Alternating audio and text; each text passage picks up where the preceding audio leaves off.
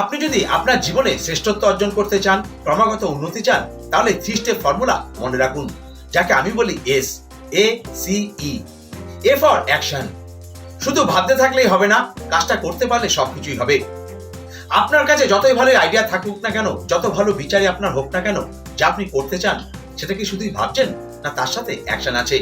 কারণ without action আপনার সব আইডিয়াই fail. Number 2 is C for consistency, মানে ধারাবাহিকতা। আপনি কাজটা একবার করেছেন, দুবার করেছেন বা মাঝে মাঝে করেন, কিন্তু আপনি রেজাল্ট পাননি।